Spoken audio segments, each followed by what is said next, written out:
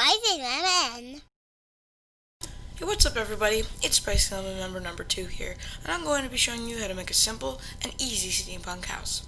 This tutorial requires you to download one add-on to Blender, and that's called Building Tools. Super simple, just go to the GitHub page. I'll show you that right now. Also, before I start the tutorial, don't forget to subscribe so this way we can keep making more content like this, and also keep our 2 games Spunk and a new game coming out alive. Thank you. Here's what you need to do. You need to go to the GitHub page and you need to select the button that says code. Once you've selected that button, you need to go to download zip, and boom, it's as simple as that. Now hop into Blender and install the add-on that you just downloaded. Now with all that finished, let's start the tutorial. Okay, so now that we've started the tutorial, here's what you're going to need to do. Create a floor plan, make sure it's 5x6. This is because I want the house to be not even, I want it to be like a rectangle, because we don't want, the houses back then weren't perfect squares. You're not really going to find any really perfect square houses. Now you want to add, well, maybe not 3. You want to add, you want to extrude these inwards, so that this way you can create a little subsection of the house to give it more depth, and show that it's not just one big cube. You want to extrude that out along the y-axis. Then you want to go back and select the rectangle that you made earlier, and then you want to add the floors. Now once we've added the floors, we want to go to the roof, because that's going to be the main part of the house. Okay, now we're going to add a roof. We're going to make it a gable roof. Make sure it's open, we don't want a box, you want to add that extra layer of depth. Then you want to make it sure it's nice and thick, and then put it like that. Anyways, we're going to make it, let's look at this roof. It's looking really nice. Now we're going to select the top of the roof, and in order to get this depth, you're going to need to knife out a little area right here, and so this makes a area that you can extrude down. So make sure when you're knifing out this area, you always make sure that it lines up correctly, and make sure that it's a straight line whenever you're doing it, because the easier you do this, the better the house is going to look once you're extruding it downwards. You're going to bring it across, you're going to select the different points so that it's nice and even across the top of the house. Be very careful when you're making these cuts. We don't want any uneven sides.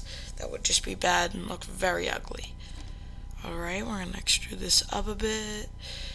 And then we're going to make our final cut as we go across and connect. Now this isn't a perfect square, I'm going to edit it right now, but for the most part it works. You're going to see we have a little bit of leftover geometry from the knifing thing, so the best thing that you can really do is select those different points and just get rid of any excess geometry. As you can see I do right now, I'm going to go zoom in once I'm done readjusting the cut, and I'm just going to select these leftover points. The best thing you can do is dissolve it, because if you delete it, you're having to fill it in and all that stuff. It's just not really that easy. So all you have to do is just select the points and then dissolve it. Select the points, X, dissolve. Select the point, X, dissolve. It's as simple as that. Bring it over, and then select the point and then dissolve it. Make sure you're not dissolving the main point though, because then that'll screw up the whole build. Now that you have that all knifed out, you're going to select the 2 top faces and extrude it downward. Yoinkity doink, extrude. And now we've got the basic design. If we want to bring it up higher, because it's neat in that Victorian style, they had the roofs nice and high up, not really this low. So you're going to select the different points here. As you can see, I struggle a little bit to try and get the correct point, but you need to select the top face, the 2 top faces of the columns, and then you need to select the edges below those columns. Now I've got all this all selected, we're going to pull it up to a nice height so that it's not too high, but it's high enough that it works. Now, once we're done this, we're going to come around and start adding some more bells and whistles to the house. But before we do that, we need to extrude this outward. This gives it that more long house look, so that it has this bit of an overhang to it. We're just going to select these points, we're just going to extrude them out. As you can see here, you don't want to go out too far, because then you don't want your house looking like a boat. That's not what it's supposed to look like. Once you've extruded it out, there we go. Got that nice little added overhang, so that it gives the house more depth. Oop, didn't mean to go into that mode. Let's see, what am I gonna do now? Oh yeah, we have to add the front door eventually. So once I'm done with this, gonna add a little bit last minute adjustments to this so that it's looking nice. And we're going to do it right here. Just select these. I'm just fooling around with it to make this house look a little bit more, in depth. But eventually, once I finish this, I'm going to add the door, and I'm going to add the other little segments to the house. Waiting for my old recording to finish. I know I did a little bit more adjusting to this, but eventually when I finish, it'll be better. Alright, now once you've added this, I didn't add this part, but you need to select the face and then extrude it up. Give it a gable roof and extrude it back. But once you're done this, you want to add the door to the house, and then you want to add a balcony to the house to give it, make it look nice. Oop, put it on the wrong side. Once you've added the door, make sure it's around 2.2 meters high. I was told by Broccoli 515 that it needs to be that height because, it's kind of like when you're looking at a hand. If it's not right, you're going to immediately notice it. So we want our houses to look nice. We're going to extrude these windows out, and we're going to make them go up. We just want to, give it that added little depth feature right there. Once you add, now we're going to add a balcony because, those houses had balconies back then. And we also figured we could add a character out there out front once we're done making the house. Once I finish adding these windows, I'm going to put the finishing touches on the house and add this balcony. But until then, we're just going to enjoy me fixing up and adding the house. Okay, now that we've got the balcony, I'm going to make this a little bit wider, make this go out a little bit. Then I'm going to make this wide so that it fits the dimensions of the house wall. We're going to bring it up so that it matches that little column right there. And then we're just going to extrude this. We're just not going to extrude. We're going to make this a little bit wider. I'm waiting for myself to do that.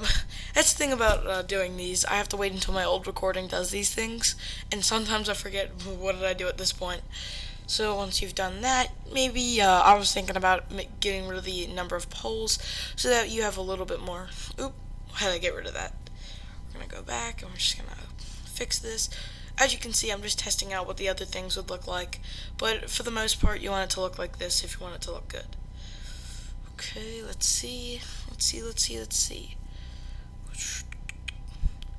I'm currently toying around with the number of poles in between the balcony, but you don't really have to follow along with this. You can make the balcony whatever you want. That kind of goes to the whole tutorial. Sorry, you don't really have to copy everything I do because you want to be a little bit creative.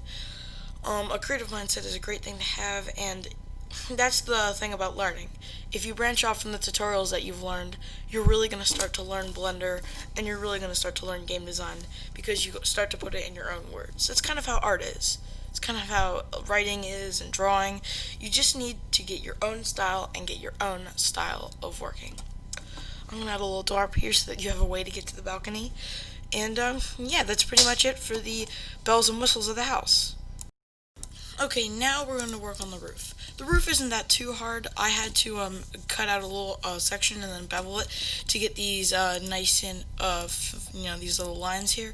But what you're going to do is you're going to start selecting these different faces on the roof, and once you're done doing that, we're going to extrude it. It's a very long and tedious process, but it's worth it in the end. Basically, don't select too many right next to each other. It's really going to screw up the pattern of the roof. Roofs aren't really like that. Shingles aren't like right next to each other. They're usually right above each other. So what I'm doing here is I'm just selecting these random faces, not next to each other, and I'm just going to make sure that they're nice in a different pattern. You don't really want a pattern for people to notice. That takes away from the randomness and depth of the build. But once you're done selecting these, I'm almost finished. I'm just getting those final touches. The highest ones are going to be these, and you want to get the most out of them because this covers the pathway for the other tiles to come. So I'm almost finished here. Just grabbing a few more to add to the thing. Grabbing the top ones. You can't forget about those. Now I'm going to get one or two more faces here. Again, like I said, it's a very long and tedious process that you have to dedicate a little bit of patience to this, but it's all worth it for a nice looking build. Now, once I'm done, I'm almost finished here. I can now extrude this. That's the other thing. I'm still after recording this, so I don't know how long this is going to take. Trust me, it's not going to be too much longer, but I'm just going to grab these faces here and extrude these in a couple.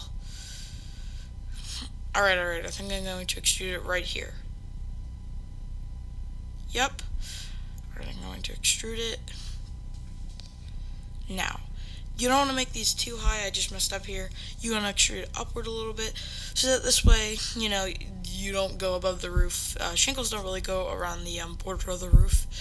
So once you're done that, you're going to select the faces that did not get extruded. You don't have to select them all. The other ones can just lay down on the ground. You can have 3 different variants. And you're just going to select these to give it even more depth. And once you're done this, you can go back and texture these. I honestly have 3 different textures around the same color of for the 3 different sized panels. That gives it the most depth and makes sure that it divides your roof up a little bit. But I think I might just go for a straight maybe violet or a darker red. I'm not sure, maybe a velvet or a red velvet maybe. Not sure, but I'm going to select these last couple faces here. Also make sure that you're dividing these up evenly. You don't want them to be right next to each other. But the added bonus is that you don't really have to worry since the other faces extrude up and create that little wall for you. I forgot to grab some of these side faces here. I might want to get a couple of these before I extrude this up a bit. There's not going to be as many of these as the starting panels, but there's going to be enough. Alright, you extrude these up, and the rest will just be right there. And you can texture that to make it look nice and good. And there we go. That's it for the tutorial. This isn't the finalized thing, it's another one I made, but this is pretty much it. I hope you guys had a great time, and don't forget that you're amazing.